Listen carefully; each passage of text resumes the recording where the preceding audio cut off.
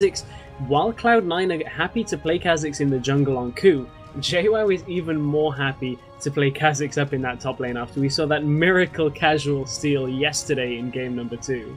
Yeah, it was absolutely fantastic, and a new year, a new season means new teams and of course new picks, so we are seeing Kha'Zix in a couple of these games, but it has actually been banned out because, well, there's several competent players in this game already, so best to just keep that off the board. Again, Yasuo is something we've seen from both of these teams, so we could also be seeing that in this game. So we'll just see what rounds out the rest of these bans. In fact, you already would have because I'm casting over the stream, so I'm going to be a couple seconds behind.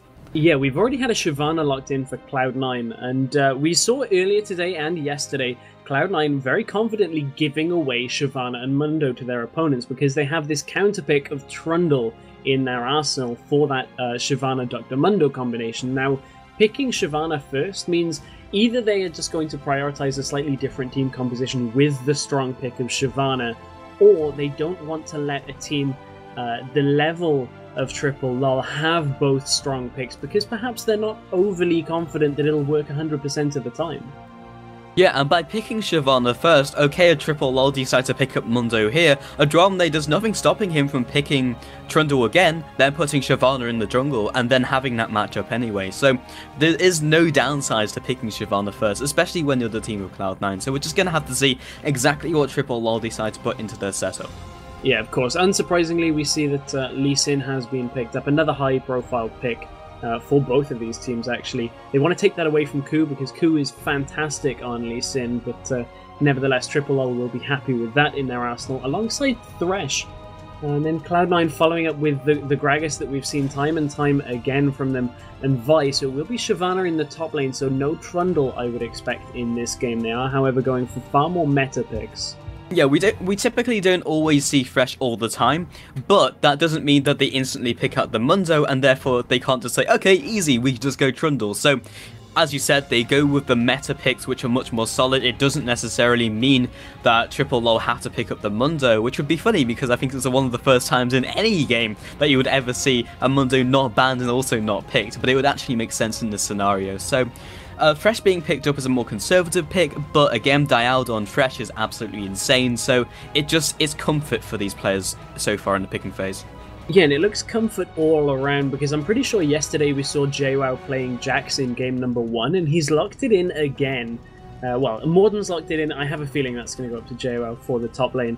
Jax jungle, not something that is seen commonly at all. They also lock in Caitlyn. Caitlyn's an AD carry that every AD carry or marksman would be comfortable on because of just how straightforward her kit is.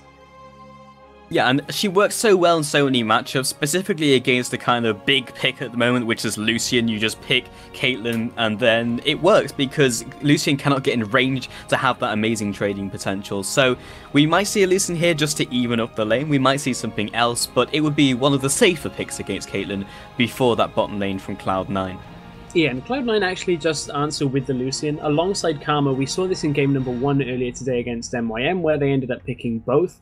We were discussing how the two don't synergize as perfectly well as the Sivir bot lane does, but Lucian does very well with Karma and Karma's kit overall. So the synergy is not absolutely perfect, but it's still incredibly strong. And perhaps Lololol are looking to pick up an Orianna, which, as Ocelote has played time and time and time again, one of his most comfortable champions. Indeed, and it's no surprise we're once again seeing Gragas and Orianna mid lane, something we're seeing basically all the way through the start of Season 4 and Season 4 pre-season. So not anything surprising in the middle. Lane's going to be fairly slow until level 6, then you have a little bit of kill potential, but it's mostly going to just be farming that out apart from the jungler presence. And when you have Vi and Lee Sin of course will win that trade against Vi. Vi loses against most junglers, but they will probably be putting the pressure onto that middle lane as Shyvana doesn't have the most gank potential. It's kind of not funny or strange. It's weird to see a team so heavily focused on their playstyle that it really doesn't matter what your opponents pick. And this is what Cloud9 Europe are showing us in every single game, is they love this skirmish style, movement speed based, non-team fight centric playstyle with the champions like Gragas that can really disrupt people, make sure you get one pick with Vi, and then Karma allows you to really speed around the team fight area to make sure they're split up so that you're actually fighting more like 2v2s at one time rather than a 5v5. Yeah, and this was very prevalent when they had the Trundle pickup in the last game stress in the last series, where they really couldn't go for those 5 versus 5 team fights, but if you split them up into like a 2 versus 2, 3 versus 3, Trundle starts to shine and the rest of the picks are just incredibly good. You're going to be landing that Gragas barrel on all 3 of those people in that skirmish. So again, solid pickups from both of these teams. And I cannot wait to get into this game. We're heading into game number 1 of a best of 5 here in the Scan Invitational, powered by Netgear, Creative Sound Blaster, and Be Quiet. We'll be back.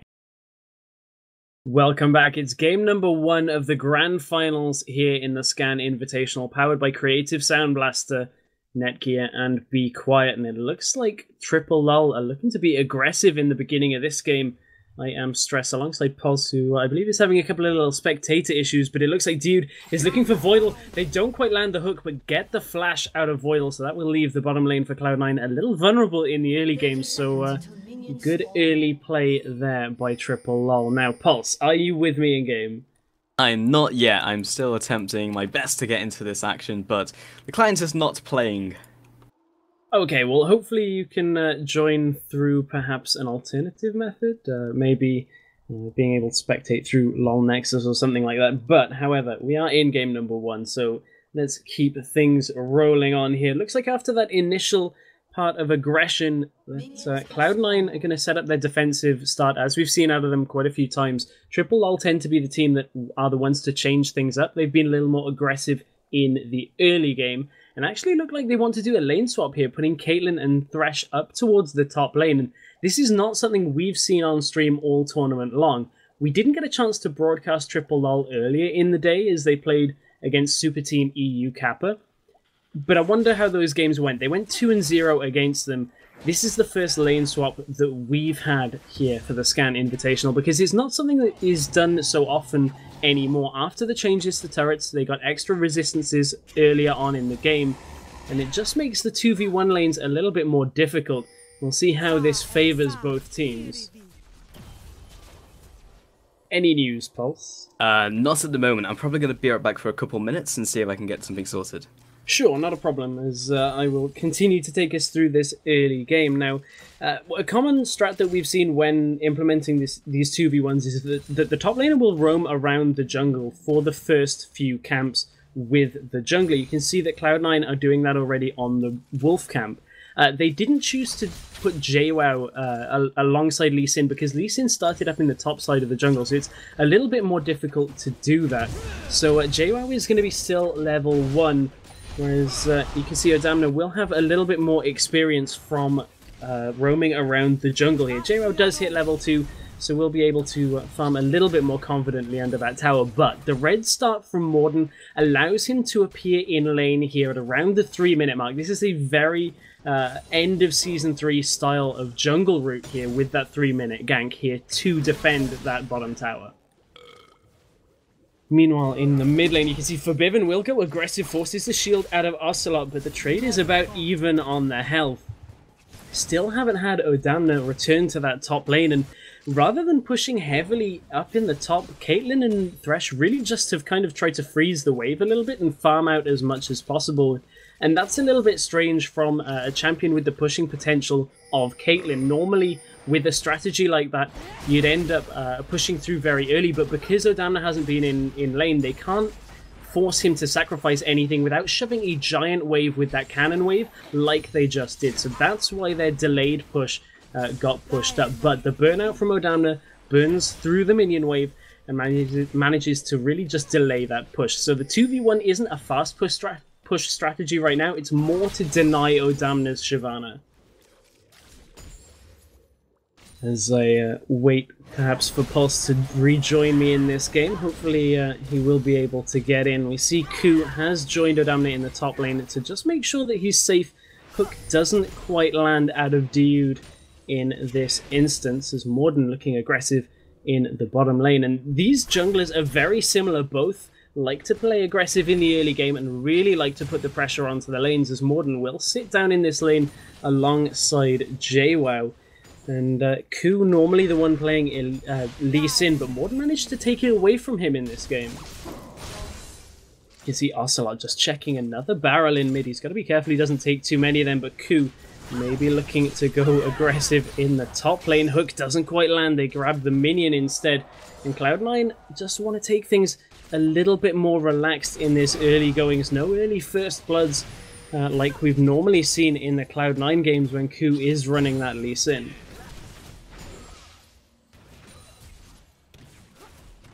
These lanes are really just at a stalemate in the 2v2s right now. The junglers have spent so much time that they've been getting experience and pushing pretty much an equal, really, once you hit level 6, that those ultimates become available and the massive amounts of damage come out from the champions. And I'm kind of hoping that Pulse might be able to shed some more light, as Febiven hit 6 first, so that race to 6 has been won by Cloud9.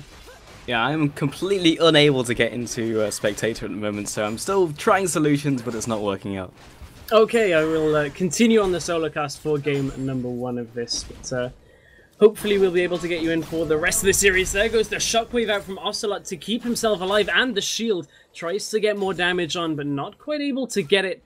Was forced to use the barrier there, so that's a big cooldown that has been used. Febiven won't have the explosive cask either, but finally that push up in the top lane from Caitlyn and Thresh is starting to do its work. They hook in Odoamne. I don't think they'll be able to kill him, but another wave or so of minions should be enough to pick that up. It looks like we've had a little bit of a problem with our spectator client ourselves, so hopefully we can get back to that fairly shortly. If production could give me an update on what's going on, that would be great. Apologies for that little hiccup, guys. We are back in game number 1 here of the Scan Invitational Grand Finals. A couple of little tech issues just rearing their heads, unfortunately, for one of the first times in the weekend. But meanwhile, while you guys unfortunately couldn't see it, Cloud9 did pick up the first dragon of the game. Still no kills and very even on gold, with that first tower being picked up in the top lane by Lololol. So fairly even, and this is something that we've seen from a lot of the challenger teams all weekend long, because all of these teams seem to go very even with Cloud9 and Lololol to the very early game. And then it gets to the team fights, and Cloud9 start to accelerate through. They start getting objectives. The same with Lololol. They're very similar teams, and I'm wondering how that's going to play out as we head through this mid-game, because you can't both be better than your opponents at team fighting. In the end of all things, one team has to be the victor in the team fights, so it'll be interesting to see how this plays out with such high-profile teams. Again, I am solo casting this one by the sounds of it. Hopefully Pulse will be able to rejoin us in game number 2. But this is the Scan Invitational Grand Finals, powered by Netgear, Creative Sound Blaster, and Be Quiet. Morden has found his way into this bottom lane. No wards have spotted him out yet, but if he crosses to the next bush, they will. They're looking for the hook. They grab onto John, and Flay goes backwards. The box used. There's the follow-up from the resonating strike, but they're not able to follow up with the damage. That won't result in the first kill of the game. And again, these teams go back to a little bit of a stalemate here. However, in mid lane, Ocelote might be in trouble. Vault Breaker comes through, Assault and Battery. Shockwave doesn't hit the mark, and that's the first blood here for Cloud9. Can Lololol answer with a turret in the bottom lane? It looks like Cloud9 are going to say no. Really nice plays there out from Ku to make sure they got that kill onto Ocelote, put him in a position that they weren't really able to pick up anything there. The Shockwave didn't actually complete the animation begun, but didn't get anybody from that. It's still on cooldown, so it's still available. So next time that happens, he may be able to get a little bit better of a Shockwave, but they've got to be careful down in this bottom lane that Morden doesn't find his way in. They've got good wards up in Tribush to make sure he can't sneak in through the Tribush. But it looks like Cloud9 are just playing a little too safe for now. They've got that extra movement speed from Voidle's Inspire when it's mantraed to make sure they can get away from any harm. Let's take a look at the itemization here. Looks like Gragas has been able to finish that Athene's Unholy Grail here, as he is about 500 gold up on Ocelote from that extra CS, and just a little bit of the global gold that is in the difference between the two teams. That's why he's finished the Athenes, and Ocelote not quite able to. That assist as well will go quite a long way. However, at top lane, you can see Shyvana, as Shyvana does, building towards that Sunfire Cape. That'll help her scale against Jax for now. Ocelote takes the explosive cask, but it actually pushes him closer to safety than it does into harm's way. And yeah, Shyvana going for that Sunfire Cape will be looking to scale against Jax a little bit, but everybody knows that it's difficult to stop a Jax as he heads later on into the game. He just becomes a bit of a monster dueling anybody, so they have to try and shut Jax down a little bit more, although that top lane is a very difficult lane to get pressure in, especially with that top tower down already. And I believe Pulse has managed to get his way into the game, so you can join us for this epic grand finals. I have indeed, and this is one of the only times where technical malfunctions actually helped me out. After our stream was reconnecting to the game, I could join on top of him, so it worked out. Awesome. I am rather glad to hear that, as I get my casting partner back from the weekend.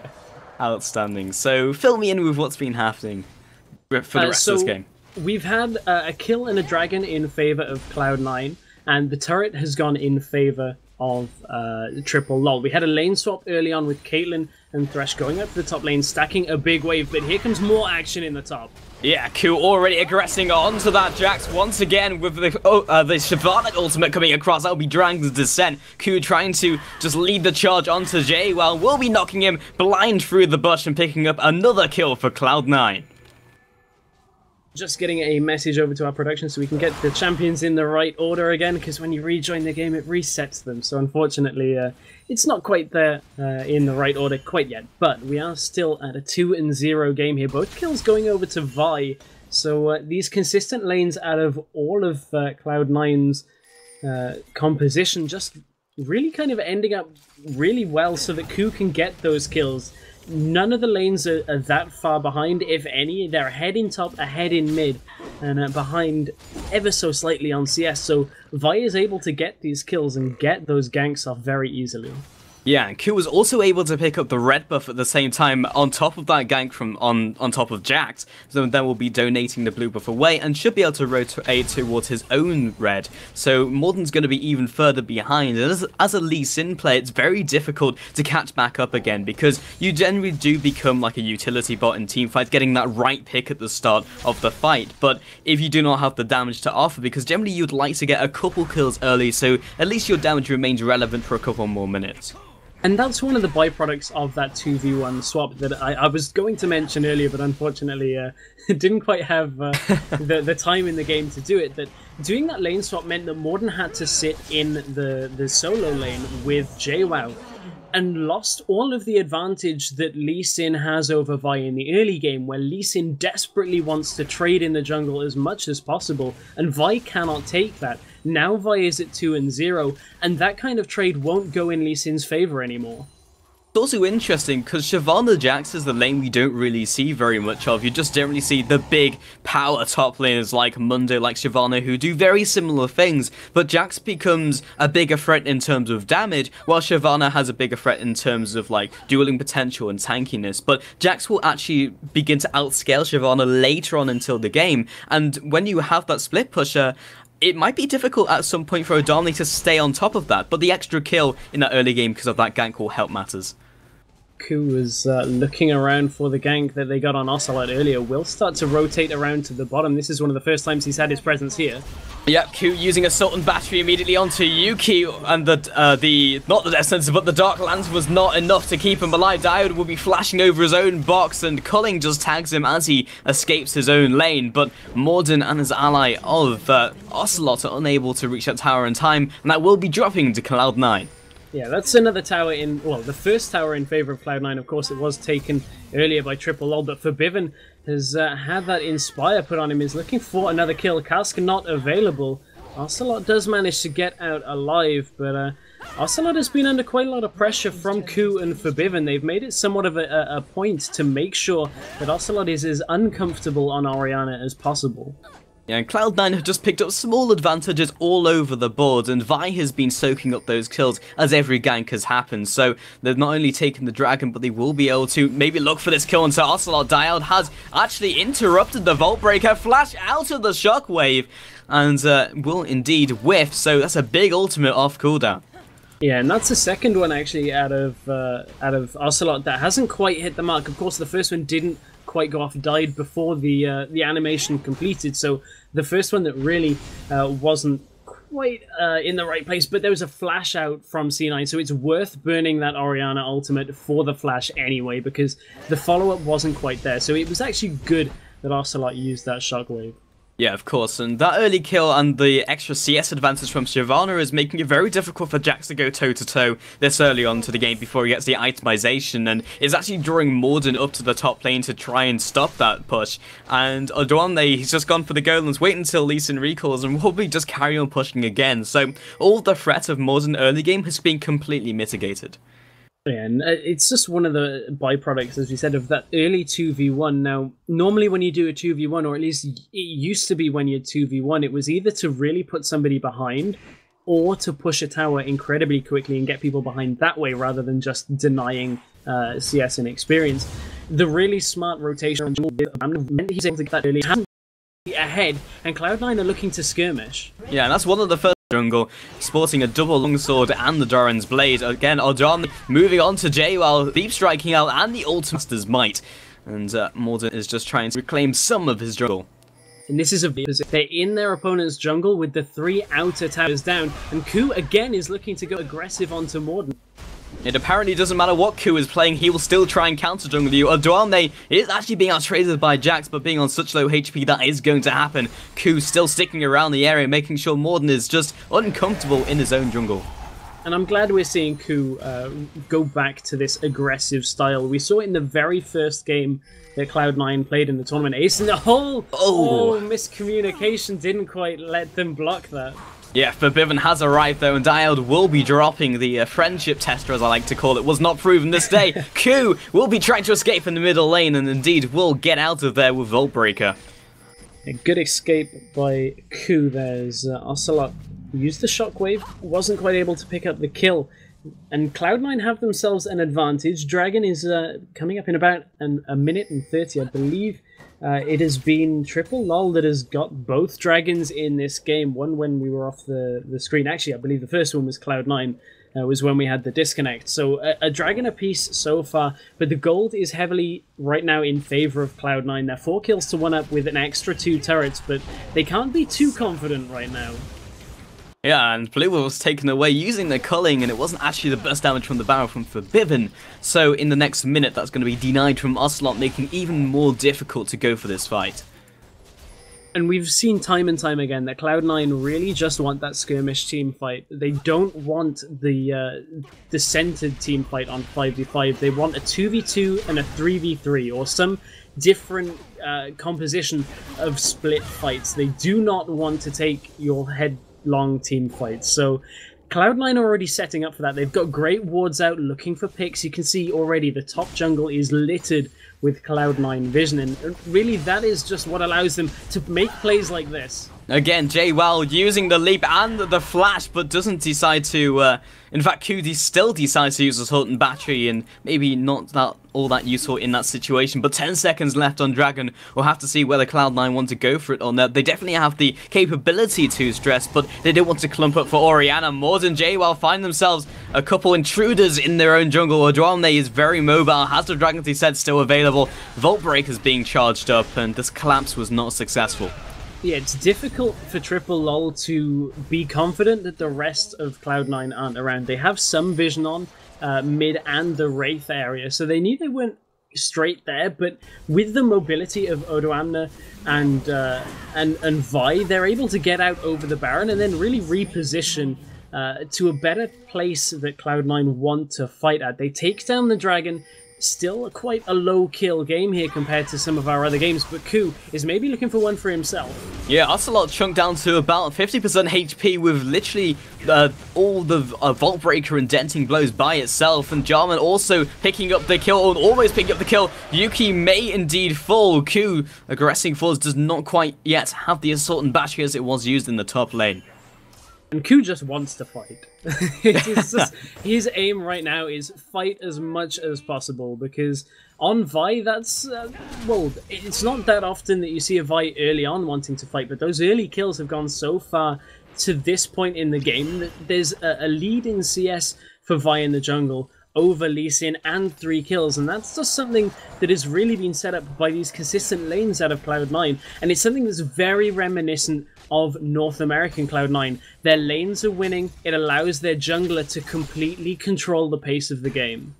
Yeah, and see Yuki just taking away that white in the jungle, but full 1 and a significant gold lead to Cloud9. I mean, they are firmly in their head. Ahead, I should say, but they do want to accelerate this game, make sure they continue to kind of push in these turrets, push in these objectives, because that's a very strong, not only team fighting composition, but late game composition from the hands of Triple Lol, because Jax will only get stronger. Orianna changes into like a Lee Sin, and also Dioud with the initiation and catching potential from Fresh, makes it very tricky later on this game goes. Yeah, we discussed yesterday with Lee Sin his limitations in the late game, but Ku has found himself Ocelote. Yes, indeed. Assault and battery has been used, and Shockwave in return. 3 versus 2 will be the matchup, and Yuki has arrived, making it a 4 versus 2. Shutdown comes out, and Ku being a little bit too aggressive, reminiscent of the last series. Shades of their games against MYM, where on Kha'Zix, Ku would just go as aggressive as possible and end up dying a couple of times for it. So they get the shutdown gold there. So that'll go a little bit of the way now to making Yuki a little more potent in these fights. Has the CS lead on the AD carries already. So they've got to be careful they don't give away needless kills here, as Cloud9 are in control, but it is a very close game between these two. Now, Lee Sin in the later fights normally doesn't have as much presence as you'd expect from the mid game, because he really doesn't have the damage, but the ball delivery system with Orianna might make that a little bit more potent, that it's not just the kick anymore for Lee Sin. Yeah, at least they have some form of initiation. Dragon Descent using the top lane. Ignite has come down from Jwow, following up the Leap Strike and the empowered auto attacks. This is very tight indeed. It's going to come down to the wire. Ignite will actually take off. Both of these laners will fall. Ignite and the minions managed to take that one down, but you can see it's already close between Jax and Shyvana, and that'll only get worse in favor of Jax. Indeed, he's already picked up his Trinity Force, well on his way to the Blade of the Ruin King, and no doubt he'll look for the Guardian Angel after that, which is the most common of Jax builds nowadays. And will continue to do so, because it is still ridiculous, because you can build 2 damage items, go Guardian Angel, and still be absurdly tanky. And just get as much lifesteal as possible from that. I mean, Jax just doesn't die. He's an absolute machine in the later parts of the game. Blade of the Ruin King is pretty much an item that fits Jax to a T, so wouldn't be surprised to see that finished up fairly shortly. You can see Bilgewater Cutlass and the dagger already in place. So Cloud9 still playing aggressive, even though they've been trading fairly evenly recently. Dragon not due up for another couple of minutes yet, so not really those global objectives to fight over. They've only really got the ability to siege, and their siege composition isn't the best. Yeah, and this blue buff is just being juggled back and forth, but you can see Cloud9 are going to take every opportunity they can to try and force themselves a fight, because that's where they are definitely strongest. And it's very difficult at this stage in the game for Triple Lol to say, okay, let's everyone 5-man group around this blue buff and try and defend it. So Cloud9 are going to use that opportunity to try and create a skirmish, but alas, it didn't quite work out by cutting the vision. And one of the problems that we've seen with teams going against Cloud9 is the ability to stall out the acceleration from Cloud9. They've been very good at rotating around the map, taking objectives as they please, but it looks like Triple Lol are just a little bit more experienced and know that they want to draw this game out to a point that Jax is going to be so unstoppable alongside Caitlyn and a massive shockwave from Orianna that it doesn't matter whether Cloud9 are attempting to out-rotate them, because they're just going to be able to be in the positions to extend this game later and later. And Triple Lol really are applying the brakes, just sitting in their jungle, placing down the defensive wards, making sure if there is like a 3-man incursion, then they can just pick them off and go for the fight. They're moving so slowly through this game, they might get a parking ticket. That's not something you want on Summoner's Rift. I've heard the fees can be rather large, or they send Baron Nashor after you. But Jax, this time not trading quite so well. Here comes Morden. Indeed, 2 versus 1 trade, but Jwow is very, very strong. Flash comes out, he's already slowed from the Blades of Rune King. Dragon's Rage back, but he's still burning from the burnout damage from Odoamne. He will 1v2, he just doesn't care at this stage. We've spoken about how strong of a duelist Jax is, but Jwow will 1v2. Jwow is still rather strong at this point. Culling has been used in mid, and I'm sure Cloud9 are going to pick up another turret. Indeed, and that, in fact, is going to drop very quickly. I'm surprised you didn't take the chance to use the Kate and Vi joke, but Morden gets blown up by an explosive cask in the top lane. And they may take one more turret from this up in that top lane, and this is what we mean about Cloud9, is they are rotating well now, and the positioning wasn't quite there from Triple Lol. They had Jax and Morden up in the top lane trying to deal with Jwow, which left middle tower completely open for Cloud9. And Cloud9 are a team that are no strangers to a Baron call earlier in the game than this by about 10 minutes. But it looks like they're going to take a page out of Fnatic's playbook. But Dioud has seen that one time too many. Yeah, wishing that they could take the Lantern onto Dioud, that would have been fantastic. But either way, they will reveal them and they will go back to farming. But Cloud9 can really rotate through these lanes so quickly with the Defiance Shield from Karma, also the coin, and just being generally mobile on all of these characters. They can instantly get to a lane that is struggling, which is what we saw top lane. Blow up Lee Sin, take the tower. Dragon had spawned and was fallen by Cloud9. Of course, that's something they've been oh so good at all tournament long. We talked about their rotations, their global objective control, and tower control, and they're just continuing that here. A little blip there from Triple Lol meant that Cloud9 got quite a lot from that, and now the gold lead is far bigger than it has been before. 6,000 gold is the lead overall. And that transitions into a few key things. You can see the Void Staff has been picked up onto Febiven, and this is a choice that Febiven has consciously made in multiple games in the tournament. He has foregone level 2 boots to pick up the Void Staff and the Rabadons after the Athene's Unholy Grail, where his lane opponents seem to be far more favouring the level 2 boots, even sometimes upgrading with Home Guard to level 3 Sorcerer's Shoes. And that's something we've seen from Ocelote here. It just means the damage is going to be a little more potent from Gragas. Yeah, the top lane is going at it once again, but Jackson's already used his counter-strike. Flame Breath comes across, does not quite singe the tail of Jwow as he retreats back to lane, but he does know that Lee Sin is coming back up there, so Odoamne has to be a little bit careful, but of course Ku is in there as well. Cloud9 already anticipating the answer from Morden, and Ku just chasing him out from his jungle. Ku does have a level advantage, but Febiven gets engaged on. Ku in the right place at the right time, gonna block that ace in the hole. Knockback, just using the explosive cask for its utility, and will be getting out of dodge. And that's how good this team composition is for escaping. You saw the Mantrid Inspire there used by Voidle to make sure they could get away after the Gragas cask. There was no way of Triple Lol from chasing that one on, so great reaction to getting caught there out of Cloud9. Yeah, and Karma's got to be one of the most difficult champions to cast because all her skills change name when they've been mantrids, and it's not like she changes stance so you know exactly what they are. Voidle just walking through the jungle and putting down the wards, just playing it chill, but they do need to start pushing this game into overdrive. Yeah, of course, Defiance, not Inspire. So close. Yeah, well, it can be Inspire, but it's difficult to see in a pinch. However, a team that are not in a pinch is Cloud9 right now. They have themselves the lead, 6 kills to 3.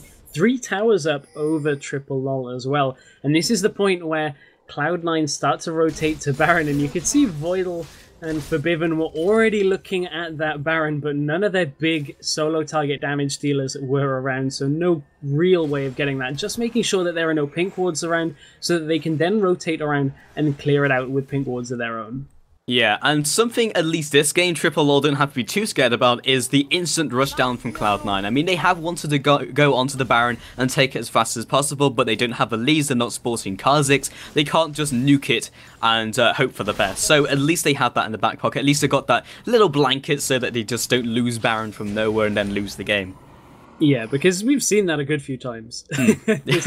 Baron really has been the point of contention over a lot of these closer games where one team will just go and do a Baron and then win the game. Even though the gold was maybe 1,000 or 2,000, and Cloud9 are looking to do that with Odoamne and Jwow here, but they haven't cleared that ward out, and this is sloppy play here from Cloud9. They have not cleared the Baron pit and have given Lololol complete vision on them. And because this is low burst from these two players, there's no significant instant damage apart from the smite. Lee Sin actually gives them a much better opportunity to try and go for a steal, and they've had to back off. Jwow's down to 50% HP, Odoamne is down to 75%, so they can't really go for anything else on top of that. Pinks go down onto the middle lane, but I don't think you can just group up and go for that, guys.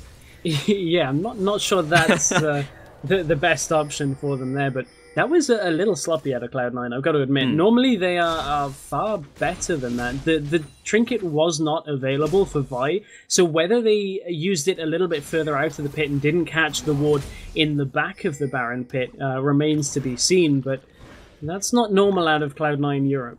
It's definitely not, and Vi is not Elise and Shyvana is not Kha'Zix, so maybe that's what they were thinking, but I'm not really sure. Again, like, it can be just a game of battleships now with the wards, so you can just miss them in the Baron pit, especially when they're placed in different places, but, you know, it's just one of those things. It's not going to lose anything in the long run, but they have stalled out this game, which is fantastic for Lololol. Yeah, they've got lanes pushing in towards Cloud9, which really is going to separate the team. And while Cloud9 want their team somewhat separated, being halfway across the map from each other does not favor them. That's not a position that they want to be in, because it means Lololol will be able to rotate unless they get a pick.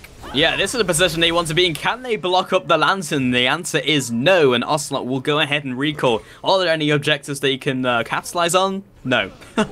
No, Dragon not due for another minute, and we've already talked about how they don't have that immense single target damage. They do have the Blade of the Rune King on Shyvana, but that's not going to be enough to do it quickly.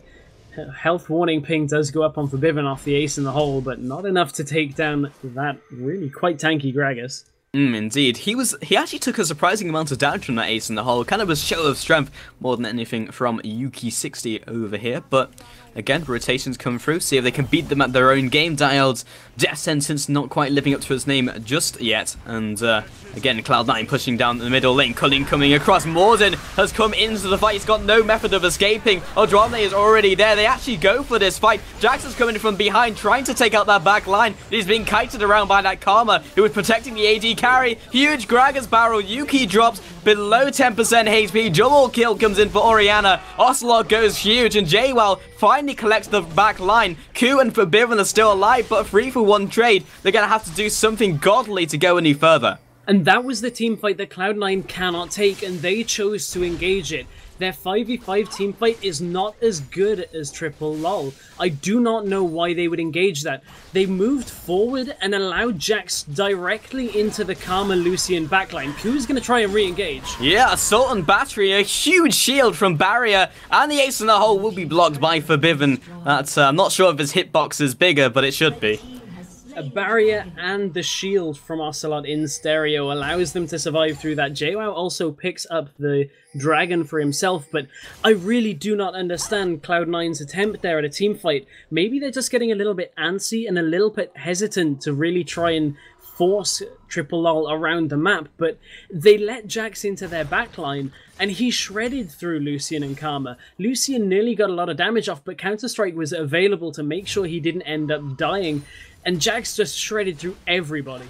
Yeah, Cloud9 know what their objective is, which is to try and win the game as fast as possible, but they don't know how to get there, and that clearly shows in the plays they're making, because we've seen them in previous games in this tournament stress specifically go for structured team fights that basically assist their team in their composition, and now they're just getting reckless and going for 5v5 fights, always evening up the goal total down to 3k, proportionally a lot less. Morden has been caught in the jungle, takes a significant chunk from him, from Odoamne, but not going to be too much. And this is a result of the different champion playstyle from Jwow. Cloud9 have gone up against the heavy Shyvana Mundo compositions, which they've been able to pick Trundle into in most situations. Jax is a completely different pick when compared to those tanks. They get the hook onto Ku. This could be another pick for Lololol. They're gonna get it. They expend the shockwave, but absolutely worth it. Yeah, they pick that one up with ease and now turn the pressure on for themselves. They are down in gold still at Lololol, but they have all of the map pressure. Yeah, and Jwow's found himself Odoamne, and maybe the other way around. Ocelote has arrived, and the rest of the team as well. But Dioud, they are pressuring this Baron. They have the team fight. They know if they clump up Cloud9, they're just going to win another team fight, especially when it's for, well, again, looking for this flank maneuver. And it does look like Lololol are going to just play it a little bit safe, pick away this blue buff, and try and play the safer game. Shockwave would have been available right as Ku spawned, so there was no way of that being a 5v5 had Lololol chosen to fight that. That would have likely gone in their favor had Cloud9 stacked, but what Lololol did accomplish there is good control over the Baron area. They got a good number of wards down, expended the Seeker the scanning trinkets out from Cloud9, so even though they pretty much immediately lose most of the control they had, they still do have a good few wards for another couple of minutes. Yeah, but Ku dying right now, that was a 50-second death timer, so they really are starting to stack up for this stage in the game stress, and that's something that Cloud9 really have to be aware of. One slip-up, one big ace could mean they're losing an inhibitor and maybe a Nexus turret, but again, they're trying to find these small skirmish fights, a fight where Jax is not here, and the culling will clip Yuki as he retreats back to the inhibitor turret. The lower inner turret is potential for them to take down. Jax has arrived, going to clear out that pink ward in a good rotation, and it's all about this Baron dance. And you can see the disengage there from Lololol between Dissonance and the Talisman of Ascension, which wasn't used in the end of all things. They have a good amount of movement speed to get away. And normally we talked about the synergy between Karma and Sivir, and Sivir's on the hunt provides a massive spike in movement speed alongside the Mantrid Inspire from Karma. And it just means that they're going to be moving at pretty similar speeds away from each other if they can get that dissonance on some key targets with the shield. So it's one of those things that Cloud9 are going to attempt to chase, but without really expending Dragon's Descent or the Assault and Battery, it's going to be difficult for them to pick off any of the members in Lololol with a head-on engagement. Yeah, and typically you don't pick Jax because he's amazing at team fighting, but he's doing so well he can do that anyway. And plus, it's going to need Karma and Jarnan to try and keep Jwow from decimating their back line, and that may not even work out. Last time we saw them both committed to try and stopping from Jax from, well, killing them, and Karma could only stop that from happening for a little while, and even then, if they slip up just even so slightly, Jwow will instantly kill them. So even though they make that commitment, it doesn't always work out. So what type of fight can they go for? Defensive items have been picked up here, and that's really how these fights are going to end up playing out. I mean, you can see the Banshee's Veil has been on Caitlyn for a while, and you ask, what type of fight do they go for? I feel like Cloud9 have to skirmish. There's no other option. The only other way is a good flank out the side from Odoamne, perhaps, with a very good barrel out of Febiven, but it looks like they're trying to two-man Baron, but the rest of the team is getting chased down. Oh, insect onto Febiven, he will flash out. Death Sentence lands again. Not even sure how that's possible. The box has been used, another huge shockwave. Odoamne is getting chunked. Febiven has managed to escape this team fight. Defiance comes across with that Mantrid shield. Jarman and his ally of Ku have re-entered the middle lane, and no casualties, but still very scary.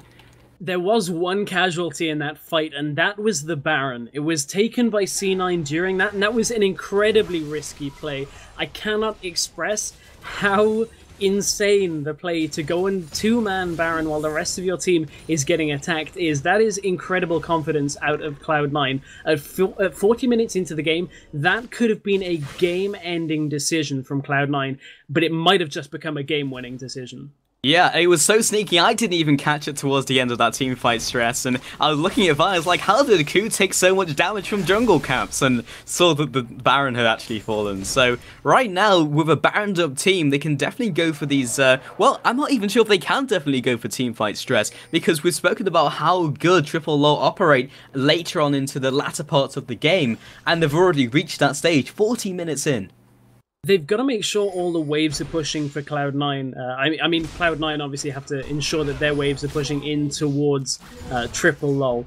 It's difficult for them to find the skirmishes until they can really spread Triple Lol across the map, but Yuki might be caught. They're gonna try and find themselves a pick. The Lancers come down. He's getting completely denied. He flashes and will die as he's traveling towards his ally of Dioud. That might be the game-losing pick right here. Cloud9 push on into the inhibitor. There's not a snowball's chance in hell they can defend this without their AD carry. And they will rotate up to the top lane, going to take some damage. Q is so tanky. Dioud will be just locking him up. He might have to go for this team fight regardless. Shockwave only lands onto one. Morden backs off using his safeguards, and he will just try and chip down this turret. Odoamne has been slowed down and taken down by Morden, and Ocelote is being focused by Q, but there's no real follow-up. 1-for-1 trade will be the overall total.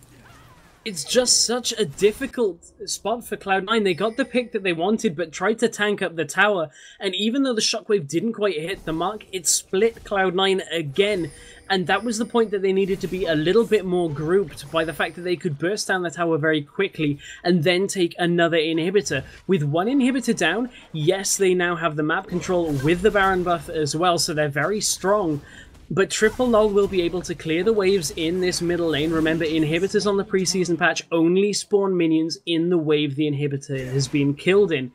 So with only one wave of super minions, Triple Lol can just stay as 5 right now, make sure all of their lanes have been pushed out as they're doing now. You can see them clearing the waves, stick together and start pressuring Cloud9 for another 5v5. Yeah, because they're rapidly approaching always full item builds. I mean, Caitlyn just needs one more to complete her set, so they're not in a bad position. 370 from Yuki, 411 from Ocelote, but that's also matched by 413 from Febiven. You've seen the pace of this game. Only 16 kills in 42 minutes has resulted in ridiculous farm totals. Yeah, it's welcome to preseason, guys. This is back to season 2 by the feel of it, as I'm sure Ocelote knows all too well about long games. Thinking back to perhaps the games from SK against CLG, I believe that was at NIM, good long time ago. However, Cloud9 are a very new team, weren't around in season 2, so interesting to see how a new team is faring in this preseason, which is somewhat reminiscent of previous seasons. And another team trying to take a page out of Fnatic's playbook, stacking up in that bush to try and get a pick, but they might get out-rotated here by Cloud9, but with a 5v5, we already know they tend to go in favor of Triple Lol unless they get caught. Yeah, everyone is excited to see how Cloud9 do in this tournament and how they do in different situations. Specifically this one, this is the first time we've seen Cloud9 go into a longer, kind of drawn-out game. Otherwise, the rest of the games have just been fast-paced, them getting the early advantage or regaining the advantage and just closing out the game. This time it's been stalled out, and they're going to have to make way more decisions in different places of the game they wouldn't have had to do previously. Voidle gets caught by a Dioud. That's forced a team fight, or forced Dioud completely getting melted. 1-for-0 trade off the back of a catch. Jwow moved towards the middle lane to clear it out because the super minions are pushing in, which meant that they couldn't answer with the massive damage, and here come Cloud9. Assault and battery onto Ocelote, will land the shockwave onto 2, but they are so tanky, they'll just take that. Oh, huge Gragas barrel melts Ocelote, and Yuki will try his best to take down Q, but the rest of his team is destroying this inhibitor. Morden is trying desperately along with Jwow, 3 versus 5. This is going to have to be a valiant attempt. They're going to go for it. Counter-strike lands onto 3. Odoamne just trying to chunk down the Nexus turret. Yuki has dropped Jwow in a bad way, and this will be the second Nexus turret falling, and the first game will go to Cloud9 in this best of 5 series. What a game to begin our best of 5 between Cloud9 and Team Lololol, which is Ocelote's new team alongside Jwow and Yuki, Morden and Dioud. What a fantastic